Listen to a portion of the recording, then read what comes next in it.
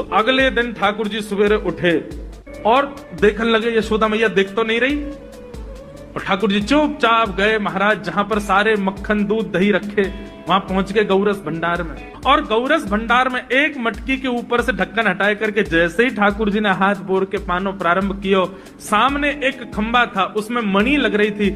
आज पहली बार 3.5 वर्ष की आयु में ठाकुर जी ने अपना प्रतिबिंब देखा।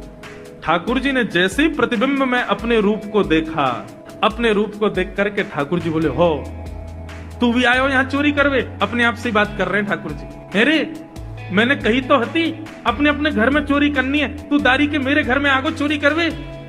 ठाकुर जी अपने प्रतिबिंब से बात कर रहे हैं। अब गौरस भंडार में ठाकुर जी की आवाज गूंज रही थी और वो गूंजते हुए रसोई घर में जा रही थी। रसोई में मैया ने सुनी, बोले लाला कहां से बोल लो है? उठ गयो कन्हैया? मुझको पतो भी ना चली, नूपुरन की आवाज ना आई।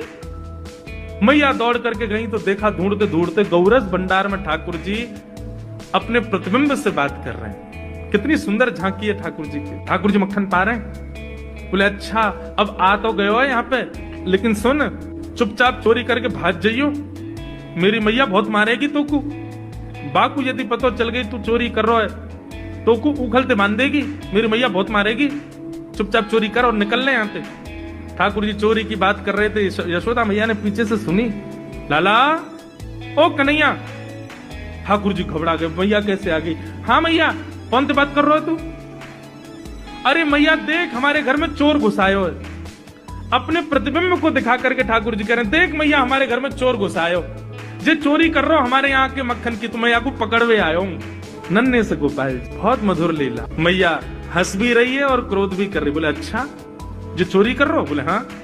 चल याकू तो मैं पकड़ लूंगी, लेकिन जे बता तेरे हाथ में मक्खन कैसे लगो? तू तो याकू पकड़वे आयो ना। अब मैया याकी मैं कहा बताऊं, तेने मेरे हाथ में पद्मराग के ऐसे ऐसे बढ़िया कंगन पहना रखे हैं, कड़ूला पहना रखे हैं सोने के। जब मैं धूप में निकलूं ना तो धूप की किरण से मुंह को बहुत जलन है जाए हाथ में। तो कल मेरे सखा मधुमंगल ने मुझसे कही, बोले लाला जे जलन तेरी दूर रह जाएगी, तू मक्खन में हाथ बोर लियो अपनो, तो तेरी जलन दूर रह जाएगी। क्या हमारे भैया जलन हटावे के काजी मैंने हाथ बोरो है। भैया बोली अच्छा चल लाला, यहाँ तो तेरे जलन है रही और यहाँ मक्खन कैसे लगो? ठाकुर जी बोले मैया मैं अपनी जलन दूर कर रहा हूँ। इतने में जन कहां एक मक्खी आके मेरे मुंह पे बैठ गई। बाकू उड़ावे के काज मैंने जैसे मुंह पे हाथ किया सो मक्खन मेरे मुंह पे लग गो। मैया बोली लाला तू चोरी भी करन लगो और अब झूठ भी बोलन लगो मुझसे। ठाकुर जी ने ग्वाल वालों से कहा भैया मिशन फेल हो गया, घर में तो चोरी नहीं कर पाए हम।